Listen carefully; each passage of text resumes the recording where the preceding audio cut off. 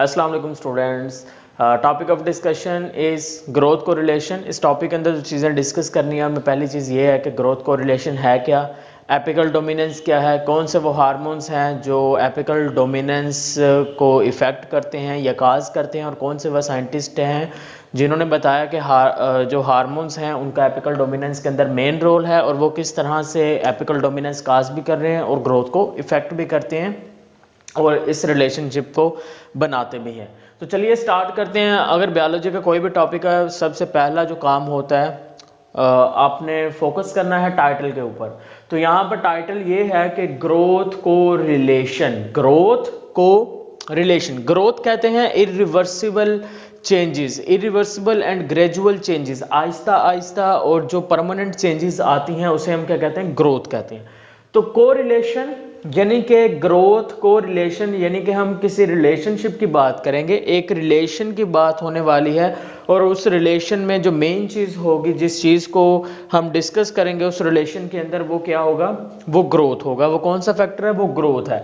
यानी कि इसका मतलब ये है कि अब ऐसा होगा कि अगर प्लांट के एक पार्ट की ग्रोथ हो रही है तो उसका जो दूसरा पार्ट होगा उसकी ग्रोथ नहीं होगी, यानी कि इफेक्ट कर रहा है। या फिर अगर प्लांट का एक पार्ट जो है वो ग्रोथ शो करता है तो उसी सूरत में क्या हो रहा है कि प्लांट का जो दूसरा पार्ट है उसकी जो ग्रोथ है वो बिल्कुल स्टॉप हो रही है। यानी कि अगर एक ग्रोथ इंक्रीज करता है तो दूसरे की क्या होती है, स्टॉप होती है। तो इसी तरह से ग्रोथ इफेक्ट हो रही है ना, तो उस वो जो रिलेशनशिप है जिसमें ग्रोथ इफेक्ट हो रही है उस रिलेशनशिप को क्या कहेंगे, उसे ग्रोथ को रिलेशन का नाम दे देंगे। तो डेफिनेशन की तरफ आइए।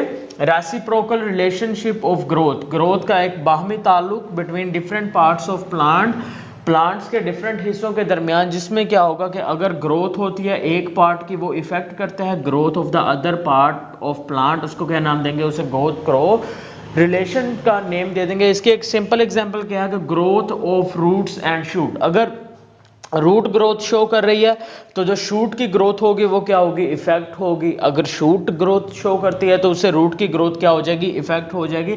और वो जो रिलेशनशिप होगा इन दोनों के दरमियान, रूट और शूट के दरमियान, उसे हम किस में देखेंगे, उसे हम देखेंगे ग्रोथ को रिलेशन में देखेंगे। तो next one is apical dominance. तो अगेन टाइटल पे फोकस कीजिए। एपिकल डोमिनेंस, डोमिनेंस किसकी है, एपिकल की। अब प्लांट्स के अंदर जरा एपिकल किससे रिलेट कर रहा है, एपिक्स से रिलेट करता है। तो एपिक्स की अगर बात करते हैं तो एपिक्स जो सबसे ऊपर वाली चोटी होती है उसको हम क्या कहते हैं, एपिक्स कहते हैं। और वहां पर जो बड होती है उसे हम नाम देते हैं एपिकल बड का नाम देते हैं। तो यहाँ पर फोकस करें, आपकी बुक के अंदर ना कुछ मुतबादिल लफ्ज इस्तेमाल किए गए हैं, जैसे कि एपिकल बड इस्तेमाल किया और उसी से सम जगह पे एपिकल बड की बजाय उन्होंने एक और लफ्ज इस्तेमाल किया, उसे टर्मिनल बड भी कहते हैं। तो एपिकल बड को क्या कहते हैं, टर्मिनल बड कहते हैं। और कुछ जगह पर लिखा गया है एक्सिलरी बर्ड, जो साइडों वाली बर्ड होंगी ये एक्सिलरी बर्ड है, जो चोटी पे बर्ड है वो एपिकल बर्ड है। और एक्सिलरी बर्ड का जो दूसरा नाम है उसे क्या इस्तेमाल किया गया, उसे लेटरल बर्ड के नाम से लिखा गया। ठीक है, तो वो कंफ्यूज नहीं होना, एपिकल बर्ड को ही टर्मिनल बर्ड कहते हैं और एक्सिलरी बर्ड को हम कौन सी बर्ड का नाम दे रहे हैं, लेटरल बर्ड का नाम देते हैं। तो यहाँ पे देखिए डोमिनेंस किस चीज की है, एपिकल की, यानी कि एपिक्स के ऊपर जो बर्ड है उसकी क्या है, डोमिनेंस है। किस चीज में डोमिनेंस है, ग्रोथ में। यानी कि जब एपिक्स के ऊपर एक ऐसा फिनोमिना जिसमें एपिकल बर्ड जब ग्रोथ शो करेगी, वो क्या करेगी, वो एक्सिलरी बर्ड की ग्रोथ को इफेक्ट करेगी। यानी कि एपिकल की क्या है, डोमिनेंस है। जब एपिकल बर्ड ग्रोथ शो करती है तो वो इसकी ग्रोथ को क्या कर देगी, स्टॉप करवा देगी। उसको क्या कहेंगे, एपिकल डोमिनेंस कहेंगे। तो चलिए डेफिनेशन लिखते हैं अब इसी डायग्राम से और लफ्जों से, ये टाइटल से हमारी डेफिनेशन बनेगी। एक ऐसा फिनोमिना, फिनोमिना इन विच, जिसमें क्या होगा, इन विच कौन सी बर्ड ग्रोथ शो करेगी, in which apical bud shows growth and effects, affects करेगी एंड इफेक्ट्स और स्टॉप्स, किसकी ग्रोथ को स्टॉप कर रही है, ग्रोथ ऑफ लेटरल बर्ड्स। हम उस फिनोमिना को क्या नाम दे देंगे, उसे नाम देंगे एपिकल डोमिनेंस का। तो देखिए डोमिनेंस हुई ना एपिकल बर्ड की, तो उसको क्या कहेंगे, एपिकल डोमिनेंस कहेंगे। अब एपिकल डोमिनेंस किसकी वजह से हो रही है, एपिकल बर्ड की वजह से क्या हो रही है, एक डोमिनेंस हो रही है एपिकल बर्ड की, ठीक है। तो एपिकल बर्ड अगर ग्रोथ शो करती है तो एक्सिलरी बर्ड अपनी ग्रोथ शो नहीं कर सकती, ठीक है, उसकी ग्रोथ स्टॉप हो रही है। अब साइंसदानों ने सोचा अगर वाकई में एपिकल बर्ड एपिकल डोमिनेंस काज कर रही है तो क्यों ना ऐसा करें कि हम एपिकल बर्ड को रिमूव कर दें और फिर ये स्टडी करें क्या अब एपिकल डोमिनेंस का रिलेशन है या नहीं है। यानी कि अगर हम एपिकल बर्ड रिमूव करवा देते हैं तो उसके बाद हम देखेंगे कि एक्सिलरी बर्ड उस वक्त क्या करती है, एक्सिलरी बर्ड ग्रोथ शो करेगी या फिर नहीं करेगी। अगर तो एपिकल बर्ड एपिकल डोमिनेंस काज कर रहा है तो इसका मतलब यह है कि अगर एपिकल बर्ड रिमूव कर रहे हैं तो एक्सिलरी बर्ड अपनी ग्रोथ शो करेगी। तो सेम यही एक्सपेरिमेंट किया गया। एक्सपेरिमेंट के दौरान क्या किया गया, apical bud was removed, apical bud was removed करवा दी गई। जब एपिकल बर्ड को रिमूव करवा दिया गया उससे क्या हुआ, उससे जो एपिकल डोमिनेंस थी, एपिकल डोमिनेंस थी जो फिनोमिना था वो क्या हो गया, खत्म हो गया। जब एपिकल डोमिनेंस का फिनोमिना खत्म हुआ तो उसी कंडीशन के अंदर क्या हुआ कि जो एक्सिलरी बर्ड थी या फिर लेटरल बर्ड्स थी उन्होंने क्या किया, अपनी ग्रोथ शो की। लेटरल बर्ड्स ने क्या किया, अपनी ग्रोथ को शो किया। इसका मतलब तो ये हुआ, यानी कि अगर हम एपिकल बर्ड को रिमूव करवाते हैं तो लेटरल बर्ड अपनी ग्रोथ शो करती हैं, लेकिन अगर एपिकल बर्ड है तो लेटरल बर्ड ग्रोथ शो नहीं कर सकती। यानी कि एपिकल बर्ड उसकी ग्रोथ को क्या करती हैं, दबा देती हैं, तो वो अपनी ग्रोथ को क्या करती हैं, कंटिन्यू करती हैं, यानी कि खुद की क्या करेंगे, एपिकल डोमिनेंस काज करती हैं। अब कौन सी ऐसी चीज है अभी एपिकल बर्ड के अंदर जो एक्सिलरी बर्ड की ग्रोथ स्टॉप कर रही है या फिर एपिकल डोमिनेंस काज कर रही है, उसके बारे में बताया दो साइंटिस्ट ने, थीमन एंड स्कूच 1934 के अंदर। उन्होंने कहा भी इसमें जो मेन रोल है ना वो हार्मोन का है। अब कौन सा हार्मोन है, this one is a auxin. Auxin क्या कर रहा है, एपिकल बर्ड, देखिए अब सनलाइट क्या है, सनलाइट पड़ी इसके ऊपर, जो एपिकल बर्ड है ना, एपिकल बर्ड के ऊपर क्या चीज पड़ी, सनलाइट पड़ी है जी। जैसे ही सनलाइट पड़ी एपिकल बर्ड के ऊपर तो सनलाइट की वजह से क्या हुआ कि एपिकल बर्ड ने एक हार्मोन प्रोड्यूस किया।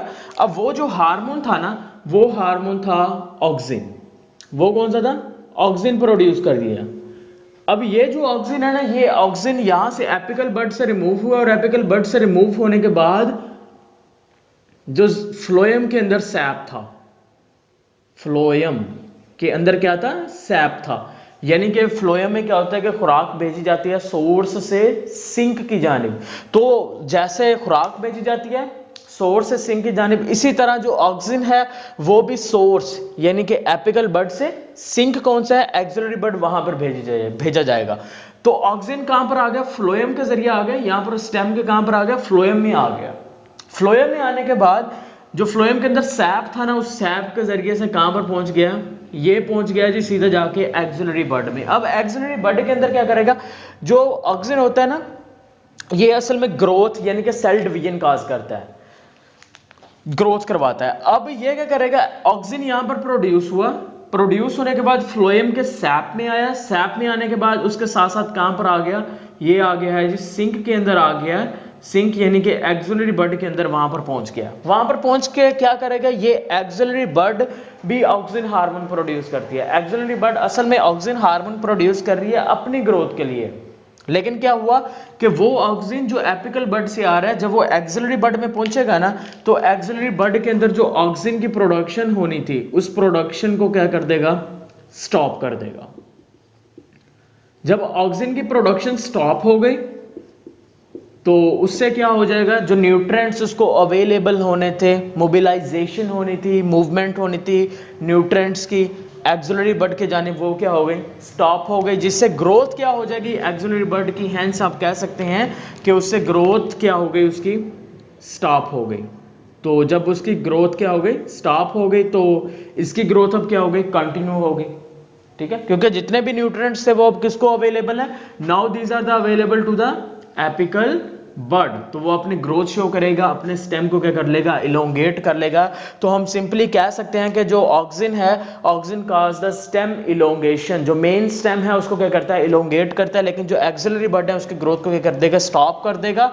तो इस तरह की जो कंडीशन है, ये जो फिनोमिना बन चुका है, अब इसको क्या नाम देंगे, इसे हम नाम दे देंगे एपिकल डोमिनेंस का, जिसमें एपिकल बड ने खुद को क्या किया, एक्सप्रेस कर दिया, लेकिन दूसरी जो एक्सिलरी बड है, ये लेटरल बड है, उसकी ग्रोथ को क्या कर दिया, उसने इफेक्ट किया है। नेक्स्ट वन इज, एक और हार्मोन है जिसका नेम क्या है, the hormone that's name is cytokinins. अब ये जो हार्मोन है, ये हार्मोन एंटागोनिस्टिक है, किसके एंटागोनिस्टिक है, ऑक्सिन के। अब ये देखिए ये कैसे काम करेगा। अब साइटोकाइनेंस है जो है ना, ये ग्रोथ को प्रमोट करता है एक्सिलरी बड के अंदर। ये एपिकल बड से क्या प्रोड्यूस होता है, ऑक्सिन, लेकिन ये एपिकल बड से प्रोड्यूस नहीं होता, बल्कि ये जो चीज है ना साइटोकाइनेंस, ये असल में प्रोड्यूस होता है जी रूट से। कहां से प्रोड्यूस हो रहा है, रूट से प्रोड्यूस हो रहा है। और आपको पता है जी रूट से ऊपर के जानिब क्या मूव करेगा, जाइलम के जरिए से वाटर कहां पर मूव करता है, रूट से उसके जो स्टेम होता है उस तरफ मूव करता है। तो सेम यहां पर भी क्या फिनोमिना होने वाला है कि रूट से प्रोड्यूस हुआ साइटोकाइनेंस, साइटोकाइनेंस, साइटोकाइनेंस प्रोड्यूस हुआ है, और प्रोड्यूस होने के बाद वो कहां पर चला गया है, वो चला गया है जी, कम्स इनटू, कहां पर आ गया, जाइलम में। तो जाइलम के जरिए से वो कहां पर मूव कर जाएगा, वो जाइलम के जरिए से साइटोकाइनेंस मूव कर जाएगा एक्सिलरी बड या फिर लेटरल बड की तरफ या फिर स्टेम की तरफ, क्या कर जाएगा, मूव कर जाएगा। जब ये वहां पर मूव करेगा तो वहां पर जाके क्या करेगा, जैसे ही वहां पर साइटोकाइनेंस पहुंचेगा तो वहां पर मोबिलाइजेशन हो जाएगी न्यूट्रिएंट्स की, मोबाइलाइजेशन, मोबाइलाइजेशन ऑफ न्यूट्रिएंट्स। न्यूट्रिएंट्स उस तरफ आ जाएंगे, जब न्यूट्रिएंट्स उस तरफ आ जाएंगे, हेंस जो ग्रोथ होगी उसकी क्या हो जाएगी, इंक्रीज हो जाएगी। जब लेटरल बड्स ग्रोथ शो करेंगे तो उस सूरत में क्या होगा कि एपिकल बड की जो डोमिनेंस थी वो क्या हो गई, खत्म हो गया, एपिकल डोमिनेंस का फिनोमिना भी खत्म हो गया। ठीक है, सो इस तरह से ये इफेक्ट करता है। अब हम बात करते हैं जी इसकी इंपॉर्टेंस की। तो एवोल्यूशनरी इंपॉर्टेंस देखते हैं पहले, एवोल्यूशनरी इंपॉर्टेंस, और प्लांट इस प्रोसेस को अडॉप्ट क्यों करना चाह रहे हैं जी, इसकी भी एक वजह है। इसकी वजह यह है कि जैसी एपिकल डोमिनेंस होती है ना, एपिकल डोमिनेंस के नतीजे में क्या होता है कि जो मेन स्टेम है, मेन स्टेम की जो ग्रोथ होती है वो इंक्रीज हो जाती है, growth of the main stem increase. First point यहां पर आप लिखना है जी, ग्रोथ ऑफ मेन स्टेम क्या हो गई, इंक्रीज हो गई। जब मेन स्टेम की ग्रोथ इंक्रीज होगी, इसका मतलब यह है कि ये स्टेम लंबा होता चला जाएगा। स्टेम के लंबा होने का मतलब यह है कि ये क्या कर रहा है, ये पॉजिटिव फोटोट्रॉपिज्म शो कर रहा है। ये क्या शो कर रहा है, फोटोट्रॉपिज्म भी शो कर रहा है, राइट, क्योंकि लाइट की तरफ बढ़ रहा है, सही है। तो जैसे जैसे उसका मेन स्टेम लंबा होता जाएगा ना, मेन स्टेम के लंबा होने से क्या होगा कि उसको बहुत जल्दी वो सनलाइट तक पहुंच सकता है। यानी कि जैसे थोड़ा सा सूरज निकला, सीधी जो किरणें हैं, जो लाइट है, सनलाइट है, वो उसके ऊपर पड़ेगी, वो उतने उसके पास उतना ज्यादा टाइम होगा खुराक को तैयार करने के लिए। इसी वजह से क्या होगा कि वो ग्रोथ स्टॉप कर देता है एक्सिलरी बड की, ताकि न्यूट्रिएंट्स सारे इसको मिले और वो क्या करता जाए, अपने मेन स्टेम को लंबा कर ले, ताकि उसको क्या मिले, सनलाइट ज्यादा मिल सके, सनलाइट के लिए, ताकि वो क्या कर सके, फूड को प्रिपेयर कर सके। अब ये इसकी आ गई जी एवोल्यूशनरी इंपॉर्टेंस। अब आप सिंपल इंपॉर्टेंस की बात कीजिए। अब ये अहम क्यों है प्रोसेस, ये अहम प्रोसेस इसलिए बिकॉज ये डेवलपमेंट के लिए, ग्रोथ के लिए इंपॉर्टेंट होता है। किसकी ग्रोथ के लिए, टैप रूट्स की। जो टैप रूट्स होती है ना, टैप रूट्स की ग्रोथ के लिए जी बहुत इंपॉर्टेंट है। अब टैप रूट्स क्या होती हैं, the roots that arises directly from the seed. जो मोटी मोटी रूट्स होती है ना, जो सीड से डायरेक्टली निकलती हैं, उनको कहते हैं टैप रूट्स। और जो आगे टैप रूट से निकलेंगी, फॉर एग्जाम्पल ये आपके पास है जी सीड, ये सीड से ये बड़ी सी रूट निकल आई, ये जो रूट है ना, ये हो गया आपके पास टैप रूट्स। अब टैप रूट से नेक्स्ट ऐसे निकलती हैं रूट्स, वो उन रूट्स को हम कहते हैं एडवेंटिशियस रूट्स। अच्छा, रूट हेयर्स और चीज है, रूट हेयर्स असल में इस तरह से इन रूट्स के ऊपर ना छोटे छोटे बाल्स नुमा स्ट्रक्चर होते हैं, उनको रूट हेयर्स कहते हैं, वो रूट हेयर्स हैं। तो टैप रूट की जो डेवलपमेंट है उसमें मेन रोल किसका होगा, उसमें मेन रोल आपके पास आ जाएगा सॉरी उसमें आपके पास जो मेन रोल होगा वो किसका होगा, एपिकल डोमिनेंस का होगा, ठीक है। इसके बाद थोड़ी बात करते हैं। इसके बाद अगर मैं ट्यूबर्स की बात करता हूँ, स्टेम ट्यूबर्स, स्टेम ट्यूबर्स में एक जनरल एग्जांपल हम किसकी लेते हैं, स्टेम ट्यूबर्स के अंदर हम एग्जांपल ले लेते हैं जी पोटाटोज की, ट्यूबर्स, पोटाटो ट्यूबर्स लिख लें, पोटाटो ट्यूबर्स। अब इस पोटाटो के ऊपर आपको पता है जी काफी सारी बर्ड्स होती हैं इस तरह से, दीज आर द, ये कौन सी बर्ड्स हैं, ये लेटरल बर्ड्स हैं या फिर ये आप इनको कह सकते हैं जी एक्सिलरी बर्ड्स हैं। अब ये ग्रोथ शो करती हैं, इनको हम आइज भी कहते हैं, इनकी ये क्या करती हैं, ग्रोथ शो करती हैं, स्प्रोटिंग करती हैं, ठीक है। उससे क्या हो सकता है कि खुराक, पोटाटो के अंदर जो जखीरा खुराक है ना उसको इस्तेमाल कर सकते हैं और जो पोटाटो है वो खराब हो सकता है। हम उसको अगर लंबे वक्त के लिए स्टोर करना चाह रहे हैं, अगर हम पोटाटो को लंबे अरसे के लिए स्टोर करना चाह रहे हैं तो हम सिंपली क्या करेंगे, हम सिंपली जो ऑक्सिन हार्मोन होगा उस ऑक्सिन हार्मोन को अप्लाई कर देंगे, किसके ऊपर अप्लाई कर देंगे, हम इस हार्मोन को अप्लाई कर देंगे ऑन दीज एक्सिलरी और लेटरल बर्ड्स। जब हम इन लेटरल बर्ड्स के ऊपर उसको अप्लाई कर देंगे उससे क्या होगा कि इनकी जो फूटना है, स्प्रूटिंग है, वो क्या हो जाएगी, स्टॉप हो जाएगी, जिससे हम पोटाटो को लंबे अरसे के लिए क्या कर सकते हैं, स्टोर कर सकते हैं, ठीक है। ये आपके पास इंपॉर्टेंस आ गई और एवोल्यूशनरी इंपॉर्टेंस आ गई, हार्मोन्स का किस तरह से इफेक्ट करते हैं, किस तरह एपिकल डोमिनेंस काज करते हैं, एपिकल डोमिनेंस क्या है, ग्रोथ को रिलेशनशिप क्या है, ठीक है। सो ये सब कुछ होप सो आपको क्लियर हो चुका होगा, लेकिन फिर भी अगर आपका बच्चे कोई क्वेश्चन है so you can ask in the comment box. Subscribe to our channel by clicking the subscribe button. Click the bell button and enjoy the latest uploads from our channel.